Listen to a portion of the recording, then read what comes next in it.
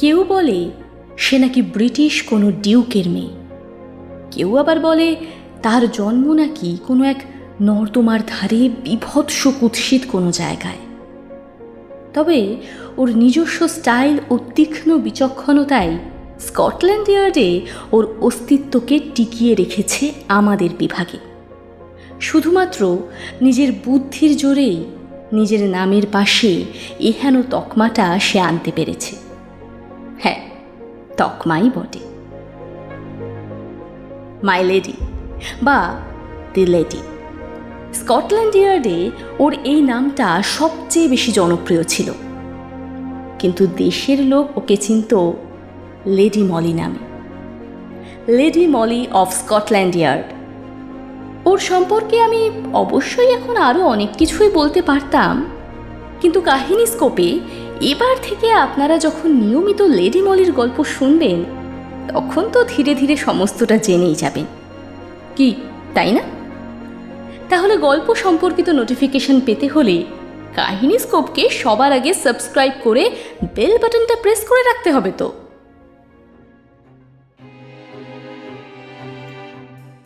কি করে ফেলেছেন তো? তাহলে কাহিনী স্কোপে আপনাদের সকলকে স্বাগত জানাই। কাহিনী স্কোপে আমরা শোনাচ্ছি চারটি শার্লক সমকালীন ভিক্টোরিয়ান গোয়েন্দা গল্পের সিরিজ।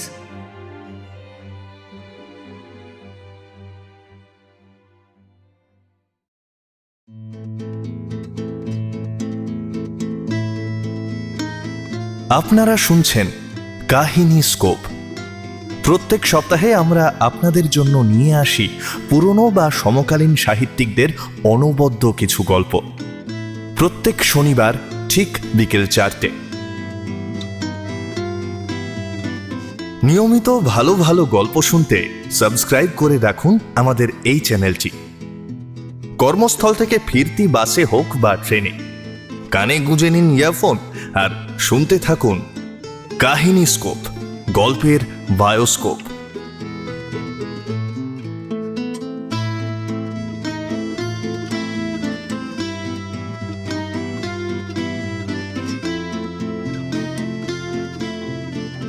আজ শুনছেন লেখিকা ব্যারোনেস অক্সে রচিত Lady Molly of Scotland Yard সিরিজের প্রথম গল্প দ্য নাইন স্কো মিস্ট্রি, অবলম্বনে কাহিনী স্কোপের বিশেষ নিবেদন lady Molly of Scotland Yard and the mystery of nine score murder. 1910 সালে স্ট্র্যান্ড ম্যাগাজিনে লেখিকা অক্সি প্রথম হাজির করেন এই অসাধারণ চরিত্র, যিনি তথাকথিত পুরুষ শাসিত গোয়েন্দা জগতের সমস্ত নিয়ম ভেঙে নিজের বুদ্ধি, তীক্ষ্ণ অন্তর্দৃষ্টি এবং মাইন্ড রিডিংয়ের ক্ষমতা দিয়ে সমাধান করেন অদ্ভুত জটিল সব রহস্য। তাহলে আর দেরি না করে শুরু করছি লেডি মলির প্রথম adventure, the mystery of the nine score murder.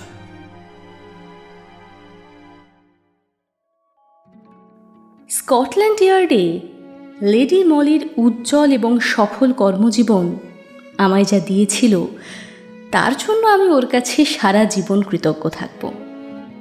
এর মধ্যে সবচেয়ে বেশি যেটা ছিল সেটা বন্ধুত্ব।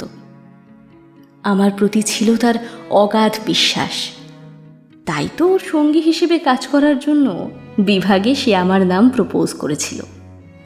আমি অবশ্য প্রতিশ্রুতি দিয়েছিলাম যে ওর ব্যক্তিগত জীবনের কোনো কথাই আমি কাউকে বলবো না। মাই লেডি, এ নিয়ে তুমি নিশ্চিন্ত থাকতে পারো। বাইবেল ছুঁয়ে শপথ করছি, মরে গেলেও আমি তোমার সম্পর্কে এক বর্ণ কারোর কাছে বলবো না। আমার এরকম স্বগতোক্তি শুনে লেডি হেসে ফেলে বলে, তোমায় আমি বিশ্বাস করি মেরি, ধর্মগ্রন্থ ছুঁতে বলছি না, কিন্তু বুঝতেই পারছো আমাদের বিভাগের এতটা পুরুষাধিক্যের মাঝখানে আমার ব্যক্তিগত জীবনের ভালো খারাপ যা খুশি বিষয়ও যদি চিফের কানে যায় তাতে আমাদের সম্মানহানি হতে 1 মিনিটও সময় লাগবে না। আর সেই ঘটনার মাসুল যে প্রত্যেক মহিলা কর্মীকে গুনতে হবে না, সে গ্যারান্টি কে দিতে পারে? এ কথা আমিও বিশ্বাস করি যে স্কটল্যান্ড ইয়ার্ডে এখনও পর্যন্ত আমাদের মহিলা বিভাগ পুরুষদের কাছে যতটা সহজে উপেক্ষিত হয়, সে জায়গায় যদি বেশ কিছু তদন্ত অভিযানে পুরুষদের জায়গায় আমাদের পাঠানো হতো, অর্ধেক অধরা কেস আমরা সমাধান করে চলে আসতাম। উদাহরণস্বরূপ সেই 9 স্কোরের অসাধারণ রহস্যের কথাই ধরা যাক। লেডি মলি যতটা ঝুঁকি এবং সাহস নিয়ে সেই কেস সলভ করেছিল, সেটা সম্ভবপর হতো যদি কোনো পুরুষ সে অভিযান পরিচালনা করত? না, কখনোই নয়। আমার সেই দিনটার কথা মনে পড়ছে। অস্থির বেশে লেডি মলি সেদিন আমার ঘরে হঠাৎ ঢুকে এসেছিল। মেরি, চিফ বলেছেন আমি যদি চাই তাহলে 9 স্কোরে অবশ্যই যেতে পারি। কাঁপা কাঁপা কণ্ঠে লেডি মলির উত্তেজনা ধরা পড়ল অতি সহজেই। তুমি? আমি চমকিয়ে জিজ্ঞেস করলাম, কিসের জন্য? কিসের জন্য? কিসের জন্য? মেরি, তুমি কি বুঝতে পারছো না? আরে আমরা তো এই সুযোগের অপেক্ষাতেই এতদিন ছিলাম। জীবনের সেরা সুযোগ। ইয়ার্ডের সবাই রহস্যটা নিয়ে দিনরাত ভেবেও কিছু করতে পারছে না। জনসাধারণ ক্ষুব্ধ। প্রতিদিন পেপারের এডিটোরিয়ালের কলমে ব্যঙ্গার্থক চিঠিতে ভরে যাচ্ছে, অথচ স্কটল্যান্ড ইয়ার্ডের কোনো মেল অফিসার জানেই না যে ঠিক কী করতে হবে। তাই তো আমি আজ সকালেই চিফের ঘরে গিয়েছিলাম। হ্যাঁ, আর তারপর? তারপর আচ্ছা, তুমি এখন এটা ভাবতে বসো না যে আমি কিভাবে এটা করেছি। সেসব গল্প না হয় আমরা ট্রেনে যেতে যেতে করব। ট্রেনে? আমি? আরে সেটা বলবো বলেই যে দৌড়ে এখানে এলাম মেরি। দেখো, আপাতত সকাল 11টায় আমাদের ক্যান্টারবেরি যাওয়ার ট্রেন রয়েছে, আর চিফ বললেন আমি যেতে পারি, এবং সঙ্গে ইয়ার্ডের যে পুরুষকে পছন্দ তাকেও নিয়ে যেতে পারি। কিন্তু তুমি তো জানোই। স্বভাবতই প্রথমে চিফ ইয়ার্ডের এক পুরুষ কর্মীকে সঙ্গে নেওয়ার পরামর্শ দিয়েছিলেন, কিন্তু আমি লেডিকে চিনি। পুরোপুরি চিনি বলা ভুল, কিন্তু তদন্ত সমাধানের ক্ষেত্রে ও যে কখনোই কোনো পুরুষকে সাথে নেবে না সেটা আমি জানি। আর লেডির কাছে অন্য যে কারোর থেকে বেশি পছন্দের আমি। আমরা কেসের প্রিলিমিনারি বেশ কিছু তথ্য নিয়ে ঘাটাঘাটি করে নেব ট্রেনে। তোমার হাতে এখনো সেগুলো এসে পৌঁছায়নি আমি জানি, কিন্তু তোমার কাছে যে খুব অল্প সময় রয়েছে, তার মধ্যেই কাজ সেরে ঠিক 11টা নাগাদ চারিং ক্রস বুকিং অফিসে আমায় মিট করবে। আমি কিছু জিজ্ঞাসা করবার আগেই লেডি চোখের নিমেষে আমার সামনে থেকে উধাও হয়ে গেল। যদিও আমার সেরকম কিছু বলারও ছিল না, কিন্তু মহিলা অফিসারের হাতে মার্ডার কেসের তদন্ত। ভিতরে ভিতরে আমি যে তখন কতটা উত্তেজিত সেটা কল্পনারও অতীত। বুঝতেই পারছেন, সেই কারণে আমি একেবারে সঠিক সময় স্টেশনে পৌঁছে গিয়েছিলাম। লেডিও যে আমায় দেখে বেশ খুশি হয়েছে সেটা প্রথম দর্শনেই বুঝলাম। ওভার হিয়ার মেরি, এদিকে। ও মাই লেডি! এই ক্যারেজটা আমাদের জন্য রেখেছি, চলে এসো, আমার পাশে এসে বসো। মাই লেডির পাশে গিয়ে বসলাম। নিজের গর্ববোধ হচ্ছিল এই ভেবে যে লেডি মলিকে সাহায্য করবার সৌভাগ্য আমার হয়েছে। মলি রবার্টসন কার্ক সবাইকে ছেড়ে আমায় বেছে নিয়েছে তার সহকারী হিসেবে। এটা ভাবতেই আনন্দটা যেন বেড়ে যাচ্ছিল। নন স্টপ ট্রেনটা ছাড়লো সঠিক সময়। একেবারে শেষে ক্যান্টারবেরি পৌঁছতে ঢের দেরি আছে। কেস ফাইলটা নিয়ে ততক্ষণ আমরা নাড়াচাড়া করে ফেলি। বের করো তো দেখি। আমার সঙ্গের ব্যাগেই ছিল ফাইলটা। বের করতেই লেডি আমার হাত থেকে নিয়ে বলল, যথেষ্ট এক্সাইটিং না? মাই লেডি, আমার কাছে এখন সবচেয়ে বেশি এক্সাইটিং হলো আমি তোমার সহকারী হিসেবে স্কটল্যান্ড ইয়ার্ডের প্রথম লেডি ডিটেকটিভ অভিযানে ভাগ নিতে চলেছি। Oh please, even also good at many things. Shorthand নিতে তুমি বরাবরই পারদর্শী। কেসে তুমি সবচেয়ে বেশি এই ব্যাপারে আমায় সাহায্য করবে। নিশ্চয়ই মাই লেডি। আমি এবার কেস ফাইলটা পড়ে শোনাই, দাঁড়াও। ইন্সপেক্টর মেশার্স এর রিপোর্টে যা লিখেছেন, হ্যাঁ, এই যে পেয়েছি। 9 স্কোর গ্রামের প্রাচীন এক সুন্দর বনেদি ম্যানশন, অ্যাশকোর্ট, সেখানেই খুন হয়েছেন কেট নিকোলস। ম্যানশনের চারধার সুদৃশ্য কাঠের পাটাতন করা মেঝে দিয়ে ঘেরা। সবচেয়ে আকর্ষণীয় স্থান একটি ছোট লেকের মাঝে একটি ছোট্ট দ্বীপ। প্রাসাদের ঠিক অপর প্রান্তেই এই দ্বীপটি অবস্থিত। প্রাসাদের সঙ্গে এই দ্বীপটি একটি বাঁশ ও কাঠের ছোট সাঁকো দিয়ে সংযুক্ত। দ্বীপটির নাম দ্য উইল্ডারনেস এবং প্রাসাদের একেবারে শেষ প্রান্তে সেটি অবস্থিত। তাই সহজে দৃষ্টিগোচর বা শ্রুতিগোচর হয় না অত্যন্ত সুন্দর এই জায়গাটা, অন্তত প্রাসাদ থেকে। আর গত 5ই ফেব্রুয়ারি এই মনোমুগ্ধকর স্থানেই একটি মেয়ের মৃতদেহ পাওয়া যায়। কেস ফাইল অনুযায়ী মৃতদেহটি কি ভয়াবহ অবস্থায় আবিষ্কার করা হয়েছিল তার বিবরণ আমি দিতে চাই না। আপাতত এটুকুই বলা যথেষ্ট যে বেচারি মেয়েটি পড়েছিলেন একেবারে মুখ থুবড়ে। তার শরীরের নিচের অংশটি ছিল ছোট ছোট ঘাসে ঢাকা বাঁধের ওপর। মাথা, হাত বা কাঁধ ঠিক পাড়ের স্থির জল আর কাদায় অর্ধেক ডুবেছিল। টিমোথি কোলম্যান, কোর্টের একজন বাগান রক্ষক, তিনি প্রথম মেয়েটির লাশটা আবিষ্কার করেছিলেন। তিনি ওই বাঁশের সাঁকো পেরিয়ে ছোট্ট দ্বীপটি অতিক্রম করার সময় হঠাৎই দেখতে পেয়েছিলেন যে নীল কিছু একটা জলের মধ্যে অর্ধেক ভেসে আছে।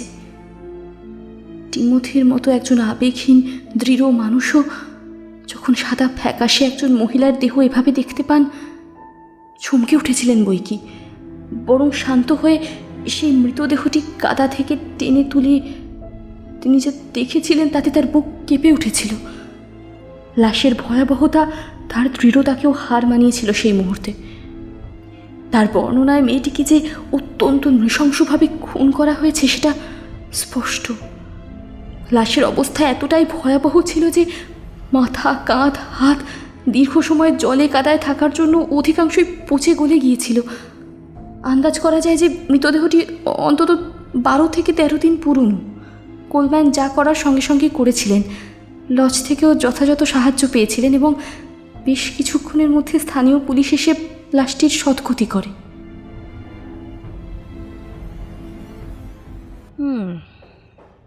আচ্ছা, মূল অভিযুক্তর ব্যাপারে এখানে কিছু লেখা নেই? না, কেস নোটস এখানেই তো শেষ। এর পরের তদন্ত বা নোটস আমাদেরই তৈরি করতে হবে। I see. আমরাও অবশ্য প্রায় এসেই পড়েছি ক্যান্টারবেরি। ইন্সপেক্টর মেসার্সকে জানিয়ে রেখেছিলাম আগেই। তিনি কিছু না কিছু ব্যবস্থা নিশ্চয়ই করে রেখেছেন। আমি তো আর ধৈর্য ধরতে পারছি না। 2 সুন্দরী অফিসার তদন্ত অভিযানে নামছে ক্যান্টারবেরির প্রত্যন্ত গ্রাম 9 স্কোরের নৃশংস হত্যাকাণ্ডের। We should be inspirations. স্টেশনে নেমে আমরা ছোট্ট গতানুগতিক জিজ্ঞাসাবাদ শুরু করেছিলাম। এই ঘটনা সম্পর্কে ক্যান্টারবেরি স্টেশনের বেশ কিছু মানুষই অবগত, যদিও স্টেশনের বুকিং ক্লার্ক বা পোর্টার কেউই এই খুনের ব্যাপারে আলোকপাত করতে পারল না। 9 স্কোর আদতে খুব শান্ত, নিস্তব্ধ, বলা যায় ঘুমন্ত গ্রাম। ক্যান্টারবেরি থেকে প্রায় 7 মাইল এবং স্যান্ডউইচ থেকে 4 মাইল দূরে। স্টেশন থেকে নেমে ক্যান্টারবেরিতে লাঞ্চ করে আমরা 9 স্কোরের দিকে অগ্রসর হলাম। আমরা একটা ছোট্ট কটেজে নিজেদের লাগেজ রেখে সোজা গেলাম স্থানীয় পুলিশ স্টেশনে। ইন্সপেক্টর মেশার্স আমাদের অপেক্ষাই করছিলেন। আমাদের দেখতে পেয়ে বাইরে বেরিয়ে এসে নিজেই বললেন, hello ladies, welcome to 9 score. এখানেই আসবেন নাকি সোজা অ্যাশকোর্টে যাবেন আপনারা? থানাটাকে বাইরে থেকে দেখে আমাদের হাসি পেল। ছোট্ট একটা কটেজকে শুধু বাইরে থেকে 9 স্কোর পুলিশ স্টেশন নাম দিয়ে থানা চালাচ্ছেন এনারা। আমরা ভেতরে ঢুকতে গিয়েও ঢুকলাম না। একটা কথা বলুন, এরকম নৃশংস খুনের ঘটনা বোধ হয় আপনাদের এখানে 9 মাসে 6 মাসে একবার করেই আসে, তাই তো? একেবারেই ঠিক ধরেছেন ম্যাডাম, খুনের ঘটনাই আমাদের এখানে বিরল। সেই জন্যই তো এত শোরগোল পড়ে গিয়েছিল যে লন্ডন অবধি খবর পৌঁছে গেছে। ওয়েল, তবে স্কটল্যান্ড ইয়ার্ড থেকে যে ওনারা দুজন মহিলাকে পাঠাবেন, আই মাস্ট সে, সেটা আমরা ভাবতে পারিনি। আমরা দুজনেই মেশার্সের চোখের দিকে তাকালাম। তাতেই যথেষ্ট চমকে গিয়েছিলেন তিনি। কয়েক মুহূর্ত কোনো কথা ফুটল না তার মুখ থেকে, বরং মাই লেডি নিজেই বললেন, আপনারা এই যারা লোকাল মেল পুলিশরা আছেন, এই কদিনে তদন্তের কিছু কি উদ্ধার করতে পারলেন? পারলে হয়তো আমাদের এখানে আসতেই হতো না। চলুন অ্যাশকোটের দিকে যাওয়া যাক। ইন্সপেক্টর মেশার্স আমাদের নিয়ে অ্যাশকোর্টের দিকেই হাঁটতে শুরু করলেন। মিনিট 10 হাঁটা পথ। একেবারে পথের শেষেই প্রাসাদ সম অ্যাশকোর্টকে দেখতে পেলাম। আচ্ছা, ঘটনার সময় অ্যাশকোর্টে কি কেউ ছিল? নো লেডি, অ্যাশকার্ড নিউ ইয়ারের সময় থেকেই আর কেউ থাকেন না। আর কেট থাকতেন ঠিক তার উল্টো দিকে, রাইট? হ্যাঁ, এবার আমরা ঠিক উল্টো দিকেই দেখতে পাবো এলম কটেজ। এই যে। আঙুল দিয়ে কয়েকটা সুদৃশ্য কটেজের দিকে দেখালেন ইন্সপেক্টর। ওই 2 নম্বর বাড়িটা যে দেখছেন, ওটাই সুজান এবং কিট নিকোলের বাড়ি। আমরা এখানে আগেই এসেছিলাম, কিন্তু সুজানের কোনো হদিশ পাইনি, এবং এখনো অবধি ওর অবস্থান সম্পর্কে কোনো লিডও পাচ্ছি না। আর এদিকেই হচ্ছে আমাদের প্রথম স্টপ, মিসেস হোকা, যিনি ঠিক পাশের দরজাতেই থাকেন, 1 নম্বর নাইন্সকো।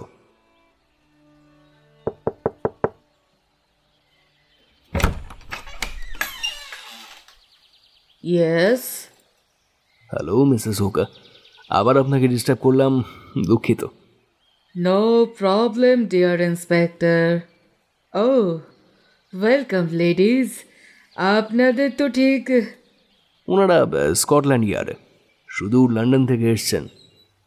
ও তাহলে লন্ডনের বিখ্যাত সেই ডিটেকটিভ ছাড়া মহিলারাও রহস্য সমাধানের কাজ করেন? লন্ডনের কোন বিখ্যাত ডিটেকটিভের কথা উনি বলছিলেন সেটা আমরা বুঝতে পারলাম। লেডি মলি তার কথার উত্তরেই বলল, বেকার স্ট্রিটের প্রাইভেট গোয়েন্দার এখন বিস্তর কাজ মিস হোকা, উনি খুব ব্যস্ত। তাই আমাদের মতো ফার্স্ট সার্ভিস কি আর কোনো পুরুষ দেবে? এমনকি এখানকার তো কামেন কামেন, ভেতরে এসে বসো তোমরা। একটু কষ্ট করে তোমরা দুজনে এই কাউচে বসে পড়ো। ইন্সপেক্টর, আপনি ওই চেয়ারে বসুন। থ্যাংক ইউ মিস হোকা, আপনার বাড়িটা খুব সুন্দর। Oh thank you lady. Lady Molly from Scotland Yard. Yes now I know. আচ্ছা, সুজান আর কেট নিকোলাস, এদের আপনি কেমন দেখেছেন? ঠিক পাশের বাড়িতেই থাকলে প্রতিবেশীকে মানুষ যেভাবে দেখে, দুজনেই ভালো। কেট খুব সুন্দরী তরুণী, উগ্র, খবরে থাকার মতোই যৌবন ছিল ওর। ওর বেশ কিছু কেলেঙ্কারি ইতিমধ্যেই ছড়িয়ে পড়েছিল আমাদের গ্রামে। সুসান অন্যদিকে খুবই সবার, যাকে বলে বোঝই তো, school teacher.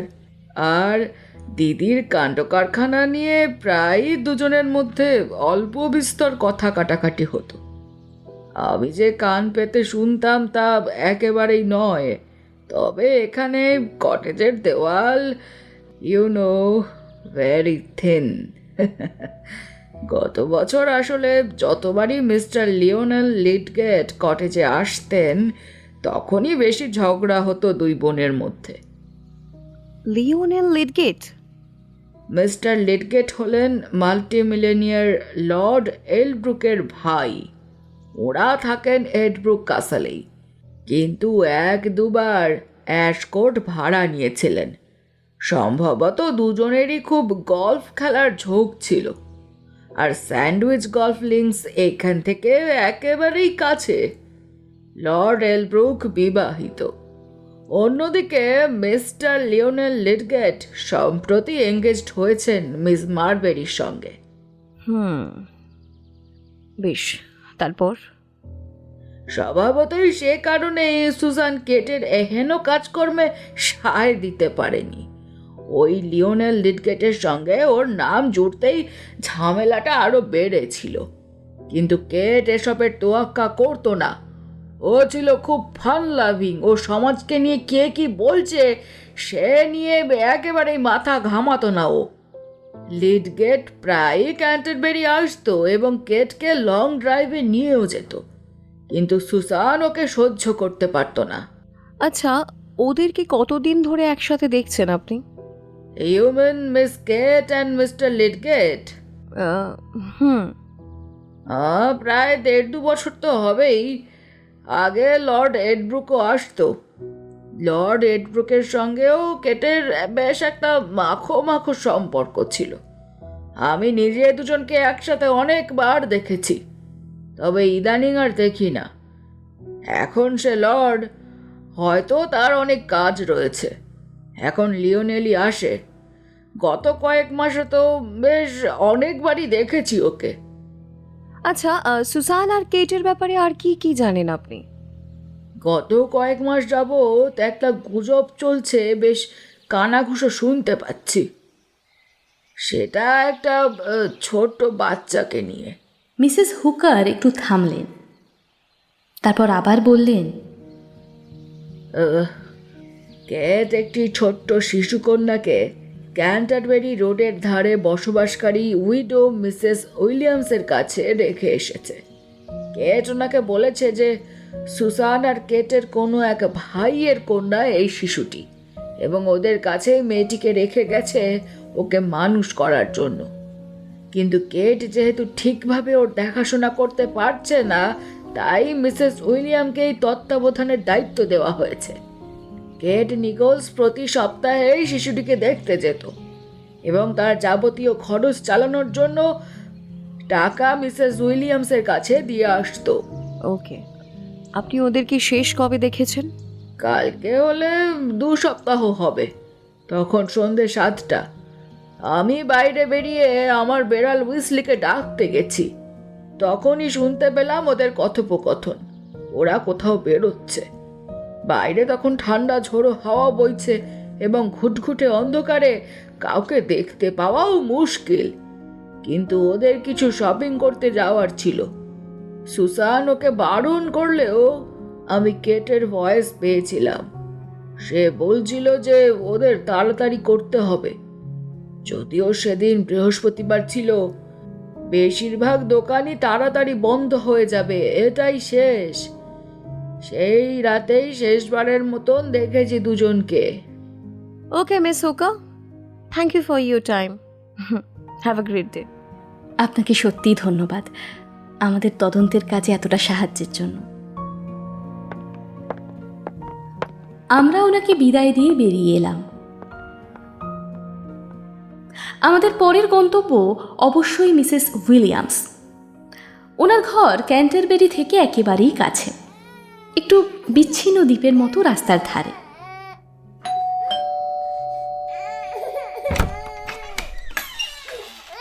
Hello Mrs Williams.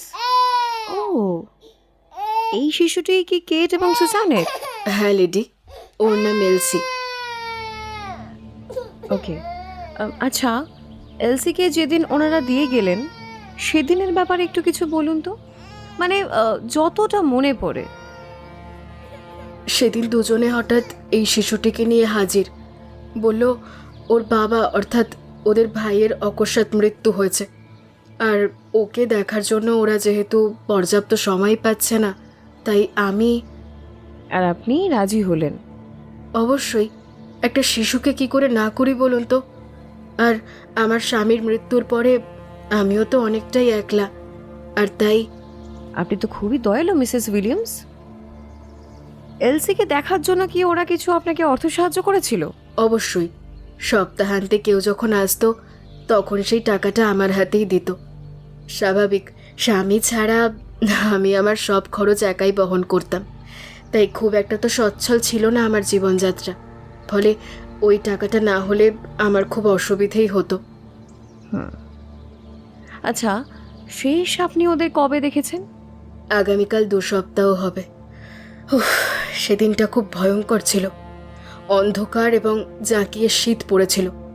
ওরা সত্যিই খুব তারার মধ্যে ছিল। স্ট্রেঞ্জ। আচ্ছা, কিরকম তারা?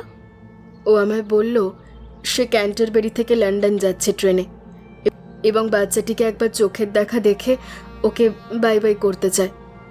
তাকে ভীষণ উত্তেজিত দেখাচ্ছিল, আর জামা কাপড়ও একেবারে ভিজে গিয়েছিল। আমি বাচ্চাটিকে ওর কাছে নিয়ে আসি, আর কেট বেশ অদ্ভুতভাবে ওকে কয়েক মুহূর্ত চুমু খায়। মানে? মনে হচ্ছিল ওর শিশুকেও আর কখনো দেখতে পাবে না।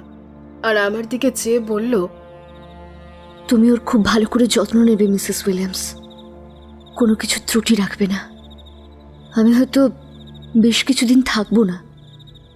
তুমি এই এই 2 পাউন্ড রাখো। এই টাকায় আশা করি 8 সপ্তাহের জন্য তোমার চলে যাবে। তারপর? এরপর খানিক দৌড়েই কটেজ থেকে বেরিয়ে যায় সে। আমি বাইরে বেরিয়েছিলাম, কিন্তু এত অন্ধকার আমি আর কিছু দেখতে পাইনি যে যে ওর সাথে আর কে ছিল। আমরাও লোকাল নিউজ পেপারে বিজ্ঞাপন দিয়েছি এবং পুলিশের তরফ থেকে পুরো দস্তুর চেষ্টা করেও ব্যর্থ হয়েছি মাই লেডি। আমি তো ভাবতেই পারছি না। চিন্তা করবেন না মিসেস উইলিয়ামস, আমরা তো চেষ্টা করছি। আর আপনি আমাদের যতটুকু সাহায্য করেছেন তার জন্য অনেক ধন্যবাদ। Good luck ladies. Thank you inspector.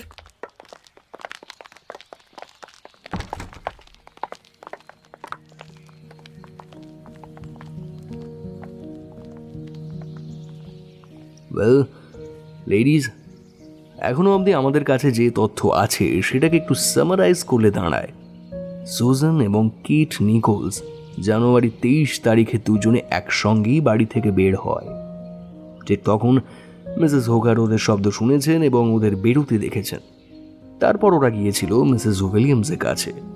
Suzanne বাইরে অপেক্ষা করছিল এবং কিট বেশ কিছুক্ষণ এলসির সঙ্গে আবেগঘন সময় কাটিয়ে মিসেস উইলিয়ামসের হাতে খরচাদির টাকা দিয়ে বেরিয়ে আসে।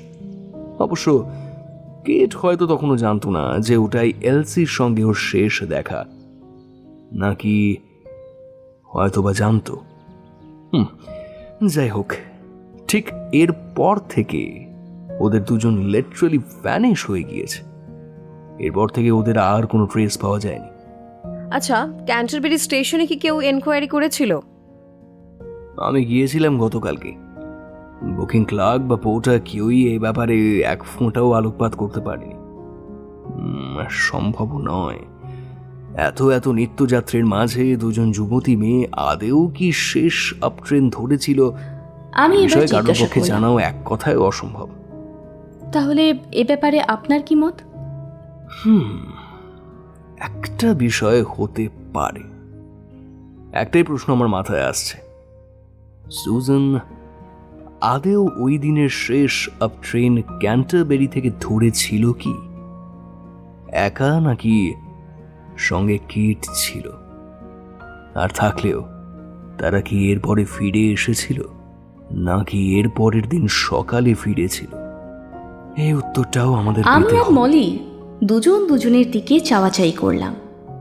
মেশার্স কি বলবেন বুঝতে পারলেন না, বরং খানিক চুপ থেকে বললেন, তবে আজকের মতো আমাদের অভিযান এখানেই শেষ। কাল সকালে করোনাস ইনকোয়েস্ট হবে ঠিক সকাল 8টায়। বুঝতেই পারছেন না, ছোট গ্রামের ইনকোয়েস্ট, অর্থাৎ সেটা বড় কোনো আড়ম্বরপূর্ণ জায়গায় হবে না। কাজেই একটু মানিয়ে গুছিয়ে নেবেন আর কি। ওয়েল, আমি তাহলে আজ আসি। মেশার্স বেরিয়ে গেলেন। এই সুবাদে বলে রাখি, করোনার্স ইনকোয়েস্ট হলো সরকারি বিচার বিভাগীয় তদন্ত, যেটা মূলত প্রধান তদন্তকারী কর্মকর্তা নিয়ন্ত্রণ করেন। যদি কোনো খুন বা কিছু মারাত্মক অপরাধ ঘটে, তাহলে তার সঙ্গে যুক্ত সবাইকে সেখানে ডাকা হয় এবং জেরা করা হয়। একজন বিচার বিভাগীয় জাজও উপস্থিত থাকেন। আর তাছাড়া তদন্তের সাথে যুক্ত আরও অনেকেই থাকতে পারেন সেই আলোচনা সভায়।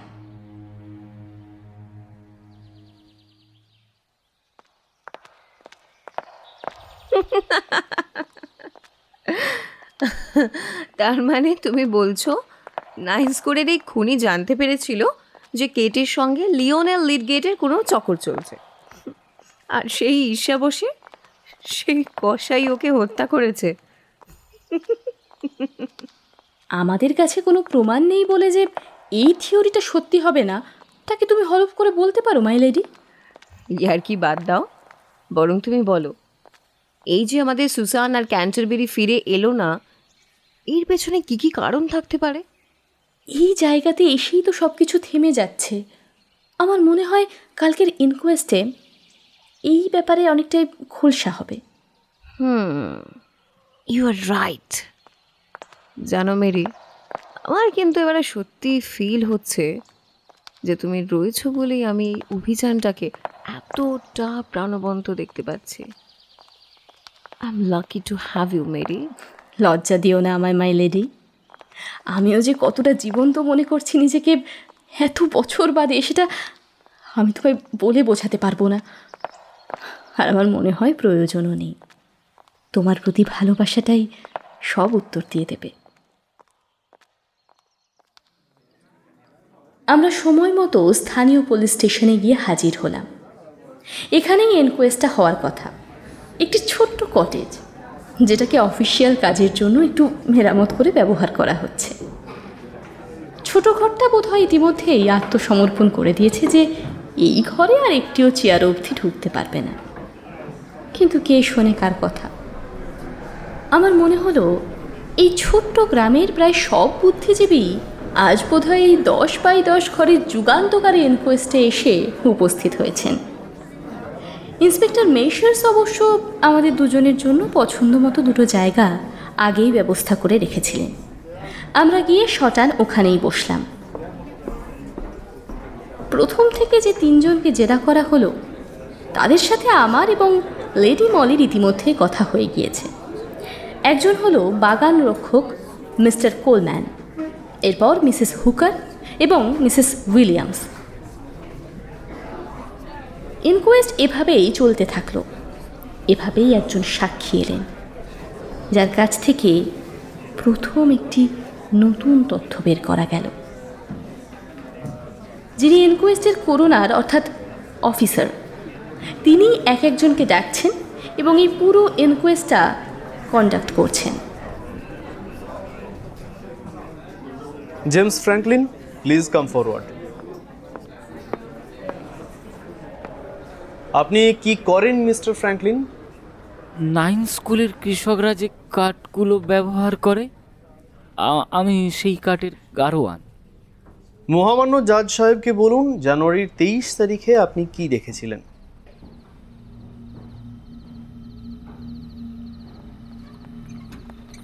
জানুয়ারির 23 তারিখ সন্ধে প্রায় 6:30টার দিকে আমার ঘোড়ার গাড়ি ও ঘোড়ার দুটো নিয়ে বাড়ি ফিরছিলাম।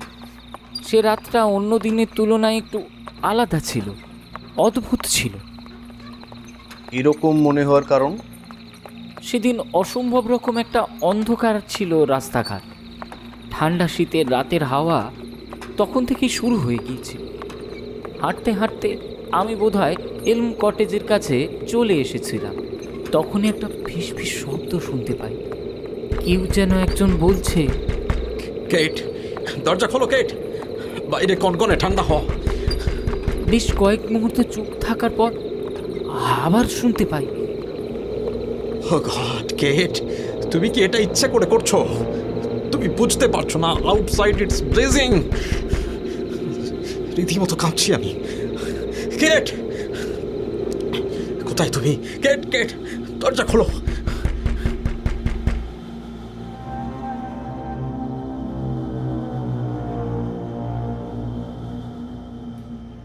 তারপর আর কিচ্ছু শুনতে পাননি আপনি?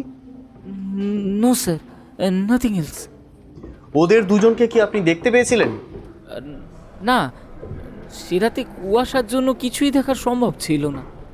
ওদের আওয়াজ কোথা থেকে আসতে শুনেছিলেন? সেটা তো সঠিক বলতে পারবো না, অন্ধকার আর কুয়াশার জন্য কিচ্ছু বুঝতে পারিনি। এলম কটেজের দিক থেকেও আসতে পারে, কিংবা তার উল্টো দিকে যেখানে অ্যাশ কোটের ইটের দেওয়াল শুরু হচ্ছে। এছাড়া আর কোনো তথ্য মনে পড়ছে মিস্টার ফ্র্যাঙ্কলিন, যেটা এই তদন্তের জন্য গুরুত্বপূর্ণ মনে হয়? না, সেরকম তো কিছু জানি না। ওকে, ওয়েল, তাহলে এবার আপনি বুঝতে পারেন। জুরি, আমার মনে হয় মিস্টার ফ্র্যাঙ্কলিনের থেকে আর কিচ্ছু জানার নেই। এবার তাহলে আশা করি আজকের এই ইনকোয়েস্ট শেষ করতে পারি। দাঁড়ান, এখনো তো শেষ এবং আসল প্রমাণটাই দেখানো বাকি আছে, মাই লর্ড। এটার ব্যাপারে তো ইন্সপেক্টর মেসর্স আমাদের একটু বললেন না। জুরি, আপনাদের সামনেই আমি এখন পেশ করব এই কেসের সবচেয়ে ভাইটাল, সবচেয়ে জরুরি এবং চমকপ্রদ একটি জিনিস, যেটা কেট নিকোলসের লাশের পাশ থেকে পাওয়া গিয়েছিল, একেবারে ক্রাইম সিনে। কথাটা বলতে বলতেই একটা জিনিস সবার চোখের সামনে তুলে ধরে দেখাতে লাগলেন ইন্সপেক্টর মেসার্স। দেখা গেল সেটি একটি মাঝারি মাপের লাল রঙের লেদার পার্স। ঠিক বুঝতে পারলাম ইন্সপেক্টর আগে থেকেই জানতেন এটার কথা। সর্বসমক্ষে নিজের বাহবা কুড়োনোর জন্যই যে এই টেকনিক, সেটা পর মুহূর্তেই বুঝলাম। আমি এই পার্সটা উদ্ধার করতেই আমার মনে সন্দেহ আসে যে এই লাল পার্সটি হয়তো তদন্তের মোড় ঘুরিয়ে দিতে পারে। সবাইকে জিজ্ঞাসাবাদ করাতে আমি নিশ্চিন্ত হলাম যে এই লাল পার্সটা কেটের ছিল। জিনিসটা নিয়ে নাড়াচাড়া করতেই ভেতর থেকে একটা কাগজের টুকরো বের হয়ে এলো। ওটা আসলে একটা দিনপঞ্জি, এবং তাতে হাতের লেখাও কেটের নিজের, এবং সেটা প্রতিবেশীরা কনফার্ম করেছে। কাগজটা খুললে দেখা যাবে কয়েকটা তারিখ এবং নির্দিষ্ট করে কয়েকটা সময় লেখা রয়েছে ওতে, যেমন ডিসেম্বর 14 সকাল 11টা, ডিসেম্বর 26 সকাল 10টা এবং 1 জানুয়ারি সকাল 10টা। অর্থাৎ এই 2 দিনই লিওনেল লেডগেট মিস নিকোলসের সঙ্গে দেখা করতে এসেছিলেন এবং ওকে গাড়িতে করে ঘুরতে নিয়ে গিয়েছিলেন। ইন্সপেক্টর মেসার্স শিওর সকালবেলা এ নিয়ে তদন্তে নেমেছিলেন, নইলে কাল তিনি নিশ্চয়ই আমাদের কি ব্যাপারে বলতেন। কি বলো মাই লেডি? আমার মনে হয় সকালে এই তথ্যগুলো এসেছে ওনার কাছে।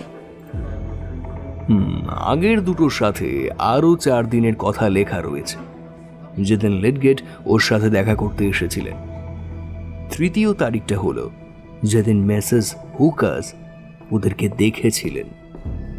বাকি দুটো অতটাও প্রয়োজনীয় না, তবে সবচেয়ে বেশি যেটা গুরুত্বপূর্ণ সেটা হলো এই শেষ তারিখটা।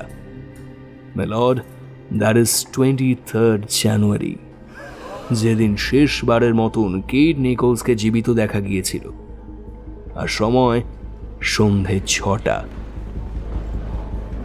মাই লেডি, এই ইন্সপেক্টর ভদ্রলোকটি দেখছি সাসপেন্স তৈরি করতে ভালোই পারেন, কিন্তু শেষ দিনের যে সময়টার কথা উনি বলছেন, সেটা শেষবারের মতো মিসেস উইলিয়ামস আর মিস্টার ফ্র্যাঙ্কলিন মিসেস নিকোলসকে দেখার ঠিক কিছুক্ষণ আগে। হ্যাঁ মেরি, দাঁড়াও, তিষ্ট ঘনকাল, আগে ওনার বাকি কীর্তিটা পুরো দেখে নি।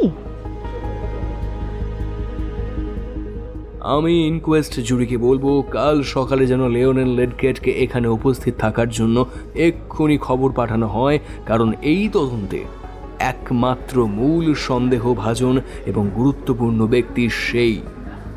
Thank you all, and of course thanks to you for coming, Lady Molly. Thank you.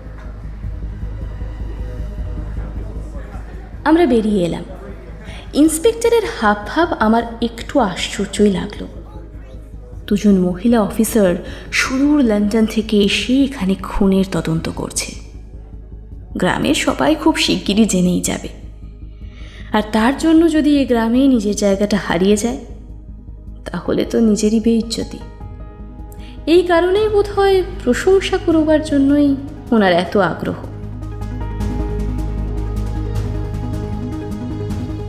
চলো তাহলে মেরি, এবার বাড়ি মুখো হওয়া যাক। কাল তো আবার এই চত্বরে সকাল সকালই আসতে হবে। হ্যাঁ মাই লেডি, তাই চলো।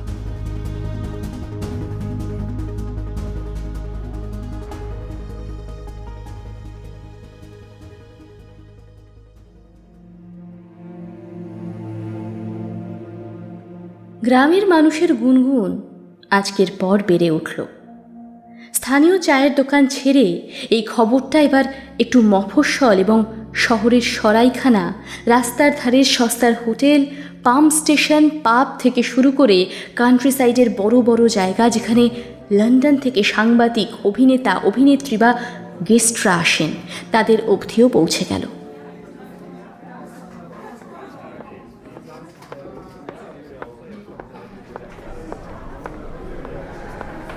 দেখো দেখো, ভদ্রলোক তো ভীষণ হ্যান্ডসাম। এভাবে তাকিয়ে থেকো না মেরি।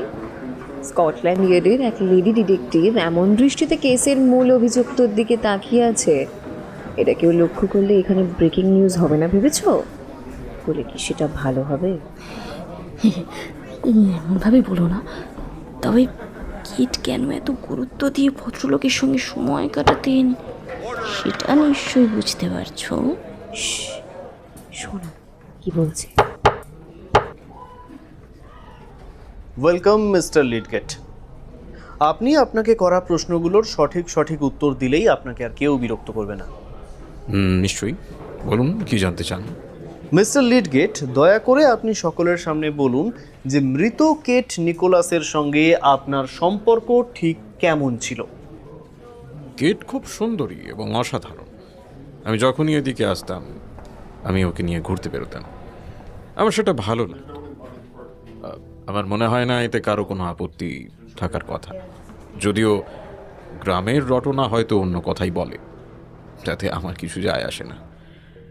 আমি জানতাম ও নিজে খুব সমস্যার মধ্যে আছে এবং কোনো এক স্কাউন্ড্রেল ওর সঙ্গে খুব বাজে ব্যবহার করছে। কে স্কাউন্ড্রেল? সেটা বলতে পারবো না, তবে যেটুকু বুঝতে পেরেছিলাম ওর থেকে, তাতে ও যে খুব বাজেভাবে ব্যবহৃত হয়েছে কারো কাছে সেটা জেনেছিলাম। 9 করে এলে তাই আমি যতটা পারি ওকে একটু আনন্দে রাখতে চাই, তাই করতাম। আপনি কি ডিসেম্বর 14, ডিসেম্বর 26 বা জানুয়ারির 1 তারিখে কেটের সঙ্গে দেখা করতে এসেছিলেন? হ্যাঁ, সেভাবে তো মনে নেই, তবে আমি এরকমই আসতাম। এলে আমি গাড়িতে করেই ওকে নিয়ে বেরোতাম। হ্যাঁ, আমি এই 3 দিনই এসেছিলাম। নিউ ইয়ারের প্রথম দিনই আমি শেষবারের মতন ওকে দেখেছিলাম। মানে আপনি তো জানুয়ারি মাসের 23 তারিখেও এসেছিলেন। একেবারেই না, আমি 1 তারিখের পরে দিকে আসিনি। কেটের সঙ্গেও সেদিনই আমার শেষ দেখা। আমাদের সামনে মিথ্যে বলে লাভ নেই মিস্টার লিডগেট। আপনি এসেছিলেন 23 তারিখ জানুয়ারি মাসে এবং এসে সুন্দরী কেট নিকোলসকে শেষ করে। একেবারেই না, আমি কেন কেটকে খুন করব স্যার? আর আমি এখানে ছিলামও না। কোথায় ছিলেন আপনি? আমি গিয়েছিলাম এডব্রুক ক্যাসেল, আমার ভাইয়ের ওখানে, লিঙ্কনশায়ার। গত মাসের 20 তারিখে গিয়েছিলাম আর এই আজ ফিরলাম। লর্ড এডব্রুক কি এটার সপক্ষে বলতে পারবে? আমার ভাই কয়েকদিন হলো শহরের বাইরে, ও পারবে না, কিন্তু আরও অনেকেই আছে যারা বলতে পারবে আমি সত্যি ওখানে ছিলাম কিনা। যেমন ধরুন কাজের লোক, সন্ধ্যের জলসার লোকজন, পরিবারের লোকজন, সবাই। বুঝলে মেরি, তোমার ওই হ্যান্ডসাম লিডগেট কিন্তু একেবারে সত্যি কথাই বলছে। আজ সকালেই আমি লিঙ্কনশায়ারে ফোন করে ঘরের বাসিন্দাদের থেকে জেনে নিয়েছি যে মিস্টার লিডগেট কখনো বাড়ি ছেড়ে বেরোননি। ইন্সপেক্টর নিজের ব্যর্থতা না মানতে পেরে বারবার ওকে জিজ্ঞেস করছে আর দুর্ব্যবহার করছে। মিস মার্বেরির সঙ্গে আপনার বিয়ের তারিখ চলেই এসেছে, তাই নয় কি? একদমই ঠিক। আপনার কি মনে হয় কেট আপনাদের এই বিবাহটা সম্পন্ন হওয়ার ক্ষেত্রে বড় থ্রেট ছিল, যে কারণে কেউ তাকে হত্যা করেছে, রাইট? No, certainly not. এরকম মনে করার কোনো কারণই নেই। আর আপনি কেটকে 3 দিন মিট করেছেন আর শেষবারের মতন 23 জানুয়ারিতে। Am I right? No inspector, আমায় বারবার একই প্রশ্ন করলে উত্তর পাল্টে যাবে না। আমি ওকে খুন করিনি, আমার করার কোনো কারণও নেই। ও আমার বন্ধু ছিল, খুব ভালো বন্ধু। No more questions. Thank you. আর কোনো সাক্ষী আছে অফিসার মেসার্স? না। তাহলে আজকের মতো এখানেই শেষ করছি আমরা। তদন্ত চলবে যতক্ষণ না খুনি ধরা পড়ছে। লায়নেল লিডগেট আদতেই খুব সুদর্শন এবং আদর্শ পুরুষ। ওকে দেখেও মনে হয় না যে উনি খুন করতে পারেন। আমারও তাই ভাবতে ভালোই লাগলো যে লিডগেট আদৌ দোষী নন। কিন্তু এবার কি হবে সেই আশায় আমি কয়েক মুহূর্ত বসে আছি। এদিকে দেখলাম জুরি টিম বাইরে বেরিয়ে গেল। ঘরের মধ্যে গ্রামের বাকি অনেক মানুষই রয়েছেন, তাই গুঞ্জন বাড়তে লাগলো। এবার বোধহয় এই কেসের রায় ঘোষণা করার জন্য বাইরে কোনো গুপ্ত মিটিং করতে গিয়েছে সবাই। ইন্সপেক্টর মেসার্সকেও দেখতে পেলাম না ঘরে। এদিকে লেডি মলির দিকে তাকিয়ে দেখি ও খুব হতাশার সাথে মাথাটা ডান দিক বাঁ দিক কয়েকবার নাড়ালো। একটু বাদেই জুরির সবাই ঘরে ঢুকতেই মাই লেডির ওরকম করার কারণটা বুঝলাম। ইনকোয়েস্টের সেদিনের করোনার ভদ্রলোক বলে উঠলেন, সবাই একটু চুপ করুন। Silence, silence. আমাদের পুলিশ কোর্টের জাজ এবার তদন্তের রায় ঘোষণা করবেন। সবাই একটু শান্ত হয়ে বসুন প্লিজ। কেট নিকোলস হত্যা রহস্যের সমাধান রায় ঘোষণা করছি আমি।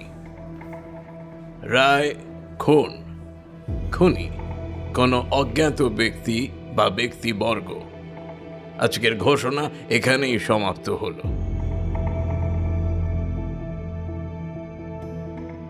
অদ্ভুত, এমনভাবেই এই ছোট ছোট গ্রামগুলোর গত কয়েক বছর ধরে কোনো খুনের কুলকিনারা হয়নি। এটা তো আর হতে দেওয়া যায় না বলে উঠলাম আমি। এই এক জিনিসটা হয়েছিল গত মাসেই আমার পাশের কমিউনিটির এক মহিলাকে প্রকাশ্যে গুলি চালিয়ে খুন করার পরে। খুনিকে কেউ শনাক্ত করতে পারেনি, তাই পুলিশ শেষমেশ কোনো কুলকিনারা করেই উঠতে পারেনি। কিন্তু আমরা এখন কি করব? সবার আগে আমরা এই পুলিশ স্টেশন থেকে বেরিয়েই টেলিগ্রাম অফিসে যাব, ক্যান্টারবেরিতে। Let's go Mary. ব্যস্ত পুলিশ স্টেশন থেকে বেরিয়েই আমরা ক্যান্টারবেরির উদ্দেশ্যে রওনা দিলাম। টেলিগ্রাম অফিসে পৌঁছতে তাই একটু দেরি হলো। প্রায় আধ ঘন্টা হাঁটা রাস্তা পেরোনোর পর অবশেষে পৌঁছলাম। মাই লেডি দুটো টেলিগ্রাম করলো সেখানে, খুব দ্রুত হাতে দুটো টেলিগ্রাম। একটা তার মধ্যে অন্তত প্রায় 50 শব্দের। আমাদের ঘরে ফিরলাম তার বেশ কিছুক্ষণ পর।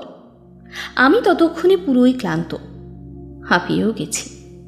কিন্তু লেডি মলিকে দেখলাম ওর চোখে এক জলজলে ভাব। সে যে খুবই উজ্জীবিত এবং উত্তেজিত সেটা বুঝলাম।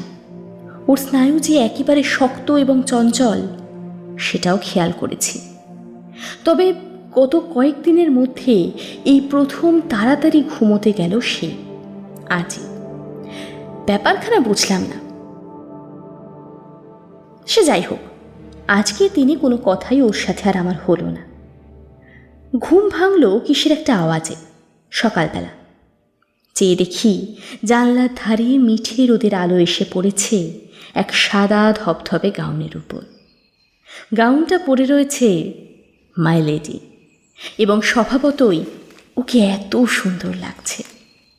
মাই লেডি খবরের কাগজ পড়ছিল। কাগজটা আমার দিকে ছুঁড়ে দিয়ে বলল, খবরটা পড়ো, কালকের ইভিনিংয়ের এডিশন। এত খবরের মধ্যেও আমার চোখে একটা নামই পড়ল। বুঝলাম আমার দেখার জন্যই এটা দিয়েছে লেডি। জোরে জোরে পড়লাম, the 9 score mystery, Kate Nichols baby dying. কি মানে কিভাবে? পুরোটা পড়োই না। আমরা দুঃখের সাথে জানাচ্ছি যে সম্প্রতি কেন্টের 9 স্কোরের অ্যাশকোর্টে যে দুর্ভাগা মেয়েটিকে এত ভয়াবহ রহস্যজনক পরিস্থিতিতে হত্যা করা হয়েছিল তার ছোট্ট শিশুকন্যা মিসেস উইলিয়ামসের বাড়িতে অত্যন্ত অসুস্থ। আজ তাকে দেখতে আসা স্থানীয় ডাক্তার ঘোষণা করেছেন যে শিশুটি কয়েক ঘন্টার বেশি আর বাঁচতে পারবে না। এর মানে কি মাই লেডি? লেডি মলি কিছু বলতে যাওয়ার আগেই দরজায় টোকা পড়ল। টেলিগ্রাম লেডি মলির নামে। টেলিগ্রামটা নিয়ে লেডি মলির কাছে আসতে আসতে সে আধশোয়া অবস্থা থেকে উঠে বসল। লেডি মলির নাম উপরে লেখা রয়েছে, আর চিঠিটা এসেছে 9 স্কোর থেকেই। সই রয়েছে স্বয়ং ইন্সপেক্টর মেশার্সের। লেডি জিজ্ঞেস করল, 9 স্কোর থেকে তো? আলবাত, দাঁড়াও। কি লিখেছে পড়ে ফেলো ঝটফট। হ্যাঁ, কি লিখেছে?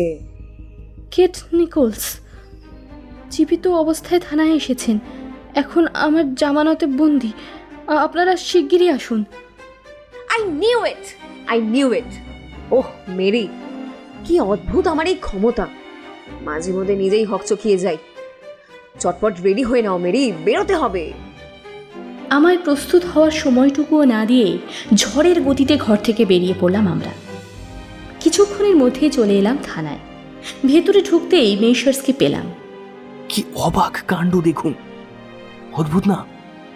যে কেট নিকলস মারা গিয়েছেন তিনি ফিরে এসেছেন, অর্থাৎ আরেক বোনও খুব শিগগিরই ফিরে আসবেন।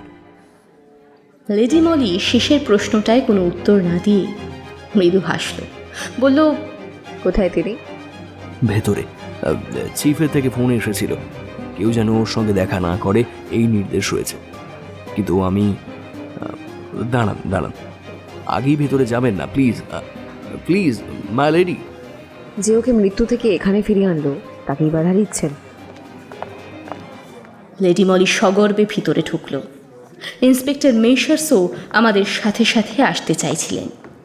মলির এক ধমকে উনিও আর সাহস পেলেন না ঘরের ভেতরে ঢোকার। অগত্যা আমি পিছু নিলাম। মাই লেডি সোজা ঘরের কোণে বসে থাকা যুবতী মেয়েটার দিকে এগিয়ে গেল। ঘরের দরজা বন্ধ, আলো অন্য দিনের তুলনায় কম। সে বলল, তাহলে মিস কেট অবশেষে মনস্থির করেই ফেললে যে ওয়ারেন্ট হয়ে গ্রেফতার হওয়ার থেকে নিজে থানায় চলে আসাই মঙ্গল, নাকি? ওয়ারেন্ট? গ্রেফতার? আমার? কিসের জন্য? কেন? তোমার বোন সুসানকে মার্ডারের চার্জে? আমি না, ওটা আমি না। তার মানে সুসান মৃত? মুহূর্তের মধ্যেই কেট বুঝতে পারল যে সে লেডি মলির ফাঁদে পড়েছে। সুশ্রী শুভ্র মুখটা টকটকে লাল হয়ে উঠল। ভীত কণ্ঠে সে কি বলবে বেশ কিছুক্ষণ বুঝেই উঠতে পারল না। এরপর বলল, ইট ওয়াজন্ট মি। আমি সুসানকে খুন করিনি। সেটা তো তোমাকেই প্রমাণ করতে হবে। তুমি ভালো করেই জানো যে তোমার মেয়ে এলসিকে নইলে ওয়ার্ক হাউসে ট্রান্সফার করা হবে। এটাই তো নিয়ম। না, তাকে করা হবে না। Not work house. বেশ সদর্পে কথাগুলো বলল কেট। এক্ষেত্রে বলে রাখা ভালো যে খুনি সন্দেহে যদি কেটকে পুলিশ ধরে নেয়, তাহলে নিয়মানুযায়ী ওর সন্তান অর্থাৎ শিশুটিকে ওয়ার্ক হাউসে দিয়ে দেওয়া হবে। সেখানেই ওকে লালন পালন করা হবে এবং হাউসের যাবতীয় কাজকর্ম ওকে করতে হবে। এই যুগে এটাই শাস্তি বলা চলে। কিন্তু কেটের কথা শুনে মনে হলো এখনও আমাদের অবাক হওয়া বাকি। আমি নিঃশব্দে লেডি মলের মুখের দিকে চাইলাম। ওকে দেখে মনে হচ্ছে ক্লাইম্যাক্সের পুরোটাই ওর আন্দাজ করা, তাই মুখে একটুও আশ্চর্যের ছাপ আমি দেখতে পেলাম না। না না না, এলিসকে কোনো মতেই কেউ ওয়ার্ক হাউসে পাঠাতে পারবে না, কারণ ওর বাবা একজন লর্ড। আমি অবাক হলাম, যার পর নাই অবাক হলাম। লিওনেলের সন্তান হলেও ব্যাপারটা হজম করতে বেশি বেগ পেতে হতো না, কিন্তু কেট নিকোলস বলতে থাকলো, ইয়েস, লর্ড এডব্রুক। বাবা না খুনি, দুটোই। তার মানে এলসির জীবনকে বাজি রেখে আমি তোমাকে যে প্রকাশ্যে আনার প্ল্যানটা করেছিলাম সেটা তো কাজে এসেছে। এবার তুমি খোলসা করে আসল সত্যটা উদ্ঘাটন করতে পুরোপুরি সাহায্য করো তো কেট। ও হুমকি দিয়েছিল যে আমি যদি পুলিশকে কিছু বলি ও আমার মেয়েকে শেষ করে ফেলবে। মিসেস উইলিয়ামসের বাড়িতে ইতিমধ্যেই পুলিশ অফিসাররা পাহারা দিচ্ছে কেট। তোমার সে নিয়ে চিন্তার একটুও কারণ নেই। আমি তোমায় নিশ্চিন্ত করতে পারি, এলসিকে নিরাপদে রাখবার জন্য 24 ঘন্টা পুলিশ আছে এবং থাকবেও। I promise you. আমিও কেটকে সান্ত্বনা দিয়ে বললাম, তুমি এই বিষয়ে একটু চিন্তা না করে আমাদের গোড়া থেকে বলো যে কি হয়েছিল। কয়েক সপ্তাহ আগে ফেরত চাই। সেদিন সন্ধেবেলা আমার আর সুজানের মধ্যে তুমুল অশান্তি চলছে। লায়নেল আমায় ওর গাড়ি করে ঘুরতে নিয়ে বেরিয়েছিল, কিন্তু ফেরত দিয়ে যাওয়ার সময় লক্ষ্য করলাম সুজান কিরকম অদ্ভুত আচরণ করছে। মুখের ওপর দরজা বন্ধ করে এক প্রকার বাড়ি থেকে বের করে দিয়েছিল লায়নেল লিডগেটকে। শুকে শুকে আমি ওকে জিজ্ঞেস করলাম ও কি কারণে এরকম করছে। তাতেও আরো রেগে গিয়ে যা বলল। একটু নিঃশ্বাস নিল কেট। আমি ধৈর্য রাখতে না পেরে বললাম, কি বলল? ও বলল, মিস্টার লিডগেট একেবারেই তোমার কি আর করে না কিট। ও লাগবে একমাত্র এই চিঠিগুলোই। ওগুলো পাওয়ার জন্যই এটা ওর একটা ট্র্যাপ। ও জাস্ট শাট আপ সুজান। এই ছোট্ট গ্রামে লিওনেল লিডগেটই এমন একজন মানুষ যে আমাকে নারী হিসেবে মর্যাদা দেয়, নইলে তো সবাই আমাকে নষ্ট মেয়ে বলতে একচুলও দ্বিধা করে না। আর লিওনেল চিঠিগুলোর সম্পর্কে কিচ্ছু জানে না। তোমার কি করে মনে হয় নিজের ভাইকে কেউ ব্ল্যাকমেল করছে আর সে খবর দাদা জানে না? কারণ দুই ভাই আলাদা। দুজন ভাই আলাদা হতেই পারে, দুজনের মধ্যে অনেকটা পার্থক্য থাকতে পারে। লায়নেল আর লর্ড এডব্রুক দুজন আলাদা ব্যক্তিত্ব, ওরা কখনোই এক নয়। হেল অ্যান্ড হেভেন ডিফারেন্স। তুমি বিশ্বাস করো? এ নিয়ে বেশ অনেকক্ষণ কথা কাটাকাটি চলেছে আমাদের মধ্যে। তুমি যে চিঠিগুলো নিয়ে কথা বললে সেগুলো তো love letters I guess. Love letters my foot. ভালোবাসা কথার অর্থও বুঝলে তবে তো। এডব্রুক কোনো দিনই আমায় ভালোবাসেনি। নিজের বিয়ের পরেও আমার সঙ্গে যে অবৈধ সম্পর্কে জড়িয়ে পড়েছিল সে প্রমাণগুলো লোপাট করতেই ওর প্রয়োজন ছিল চিঠিগুলো, যেগুলো নিজের হাতে আমায় লিখেছিল। তার উপর লর্ড হওয়ার পর পাছে ওর এরকম কুকীর্তিগুলো সবার চোখের সামনে চলে আসে, তাই আরও অনেক মেয়েদের থেকেই ওর নিজের লেখা চিঠিগুলো ও সংগ্রহ করে রাখছিল। তাহলে তুমি জানুয়ারি 23 তারিখে লর্ড এলব্রুকের সঙ্গে দেখা করতে গিয়েছিলে কেন? Oops, sorry sorry sorry, my mistake. তুমি তো নিজে যাওনি, কারণ তুমি গেলে তো এখন আর এখানে আমাদের দেখা হতো না। অফিসার মুলি, আমি প্লিজ বিশ্বাস করুন, আমার অনেকগুলো টাকার প্রয়োজন ছিল, তাই আমি না চাইতেও ওকে ব্ল্যাকমেল করেছিলাম। কিন্তু সম্প্রতি হাউস অফ লর্ডসে অ্যাপয়েন্ট হওয়ার পরে এডব্রুক আমাকে বলেছিল ও আমায় 5,000 পাউন্ড দেবে, আর তার বদলে ওর লেখা সব চিঠিগুলো ওকে ফেরত দিতে হবে। সকলের কাছে নিজের ভাবমূর্তি দৃঢ় করার জন্যই ও এটা চেয়েছিল, সেটা নিশ্চয়ই আপনারা বুঝতে পারছেন। আমি রাজি হয়ে গিয়েছিলাম, কারণ আমার এলসি ছিল। 5,000 পাউন্ড টাকাটা হলে আমার অনেক অনেক সাহায্য হতো। তো সেদিন সন্ধ্যে 6টায় ওর সঙ্গে দেখা করার কথা ছিল, তাই তো? তো সেদিন কি হয়েছিল তারপর? আইডিয়াটা সুজানের ছিল। আমি ওর সঙ্গে দেখা করতে একেবারেই রাজি ছিলাম না। এদিকে টাকাটারও প্রয়োজন। তখন সুজান আমায় বলল আমাকে যেতে হবে না, বরং ও নিজে যাবে, ওকে ও ঠিক হ্যান্ডেল করে নেবে। সেদিন ছিল খুটখুটে অন্ধকার, সে আধারে ওকে ভালো করে বুঝতেও পারবে না। এদিকে এত রাতে সুজান কোনো ছেলের সঙ্গে দেখা করতে বেরোচ্ছে, সেটা খুব দৃষ্টিকটু এবং বিতর্কের কারণ হবে, তাই তাই ও আমার জামা পরে গিয়েছিল। কিন্তু মানুষটা যে এভাবে, আমি আমি জানতাম, আমি যে কিভাবে ওকে বিশ্বাস করলাম। কেন আমি সুজানকে ওর হাতে ছাড়লাম? আমারই ভুল, জানেন তো, সবটা আমার ভুল।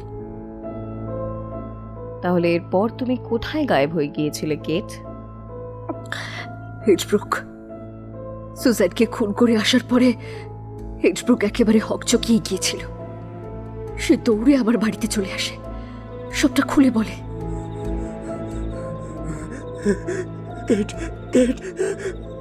আমার একটা বড় ভুল হয়ে গেছে, বড় ভুল। মানে কি ভুল? Susan is dead. আপনি কি বলছেন? কি করেছেন আপনি? আমি ভেবেছি তুমি। আমি যখন ওকে জড়িয়ে ধরতে চাই তখনই ও হঠাৎ চিৎকার করে ওঠে। অতটা নিস্তব্ধ জায়গায় যদি ওর চিৎকার শুনে পুরোটা জানাজানি হয়ে যেত তাহলে আমার জীবনটাই পুরোপুরি জেলে কেটে যেত। ওকে অনেকবারই চুপ করার কথা বলতে বলতে হঠাৎ ওর উপর রাগের বসেই ভুল করে একটা আঘাত পড়ে যায়। আমি নিজেকে সামনে রাখতে পারিনি। আমার ভুল হয়ে গেছে। আমার ভুল হয়ে গেছে। আমি এবার কি করবো এডব্রুক? আমার আর কে রইল বলুন তো? আপনি তো আমাকে পুরো শেষ করে দিলেন। এলসিকে নিয়ে আমি কিভাবে থাকবো এখন? আমি আপনাকে বিশ্বাস করি না। আমি আপনাকে ভালোবেসে সবচেয়ে বড় ভুল করেছি। তুমি ক্ষমা করে দাও আমায়। এক্ষুনি এখান থেকে অনেক দূরে চলে যাও। এলসিকে মানুষ করার সমস্ত দায়িত্ব আমি নেব কেট। আমি যেরকমটা বলছি সেরকমটাই করো। এরপর বাকিটা তো আপনারা জানেন। মিসেস উইলিয়ামসের কাছে শেষবারের মতো এলসিকে দেখে আমি বেরিয়ে পড়লাম ট্রেনে চেপে। দূরে, অনেক দূরে, যেখানে গন্তব্য আমি চিনি না। লায়নেল লিডগেট আন্দাজ করতে পেরেছিলেন যে ওর ভাইয়ের কোনো হাত রয়েছে এই পুরো ঘটনাটার পেছনে, তাই সে পুরোপুরি চুপ করে গিয়েছিল। আর সেই রাতে অন্ধকার থাকার জন্য এডব্রুককে কেউ চিনতে পারেনি, তাই কোনোভাবেই ওর নাম এই কেসে তদন্তের বড় জায়গা করতেই পারেনি। সবাই লায়নেলকেই মূল দোষী হিসাবে বিচার করছে। আমি হয়তো পুরোপুরি পর্দার আড়ালেই থাকতাম, কিন্তু হঠাৎ করে এলসির এরকম রোগের কথা শুনে তৎক্ষণাৎ সব ভাবনা চিন্তা ছেড়ে সঙ্গে সঙ্গে এসে পড়েছি এখানে।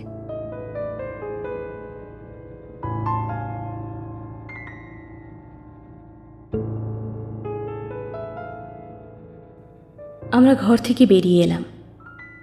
দরজার গোড়ায় ইন্সপেক্টর মেশার্সকে দেখলাম।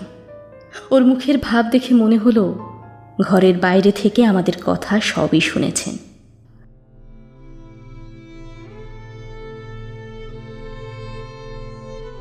লর্ড এডব্রুককে থানায় হাজিরা দেওয়ার কথা বলল মাইলেডি।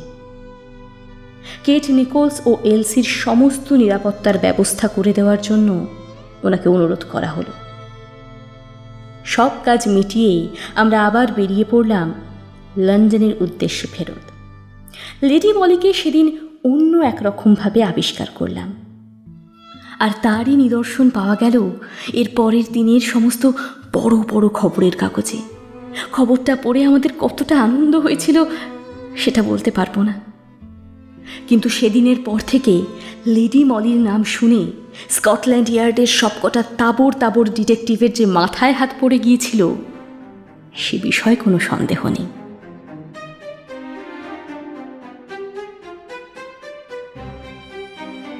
তা কেমন লাগলো আজকের গল্প? ভিক্টোরিয়ান যুগের ডিটেকটিভ লেডি মলির প্রথম অ্যাডভেঞ্চার কেমন লাগলো অবশ্যই কমেন্ট করে জানাবেন আমাদের। আপনাদের থেকে যথাযথ সাড়া পেলে আমরা এই সিরিজটিকে আরও অনেক দূর নিয়ে যেতে সত্যিই উৎসাহ পাব। তাই সাবস্ক্রাইব করুন কাহিনী স্কোপকে আর শুনতে থাকুন আমাদের পর্বগুলো। আজ শুনলেন লেডি মলির adventure the mystery of the Ninescore murder. মূল রচনা ব্যারোনেস অক্সির নাইনস্কো মিস্ট্রি। ভাষান্তর ও নাট্যরূপ সুশ্রী। লেডি মলির চরিত্রে তানিশা, গল্পকথক অর্থাৎ মেরি গ্রেনার্ডের ভূমিকায় বৌনিশা, চিফ ও ইন্সপেক্টর মেজার্সের চরিত্রে এবং গল্প সূত্রধার আমি শুভঙ্কর, কেট নিকোলসের চরিত্রে অধ্যায় জাজ এবং লায়নেল লিডগেটের ভূমিকায় কৌশিক, মিসেস হুকারের ভূমিকায় পিয়ালি, মিসেস উইলিয়ামসের চরিত্রে বর্ণালী, জেমস ফ্রাঙ্কলিনের চরিত্রে অর্পণ, লর্ড এডব্রুকের চরিত্রে রূপঙ্কর, করুণার চরিত্রে সৌম্য, সুজান উইলিয়ামসের চরিত্রে Tanisha, cover design Dipankar, graphics invisible man, sound design এবং পর্ব পরিচালনায় সুশ্রিক। আগামী সপ্তাহে আমরা আসছি আরও একটি নতুন পর্ব নিয়ে। সঠিক সময় নোটিফিকেশন পেতে অবশ্যই চ্যানেলটি সাবস্ক্রাইব করে বেল আইকন প্রেস করে রাখুন আর শুনতে থাকুন আমাদের চ্যানেল কাহিনী স্কোপ, গল্পের বায়োস্কোপ।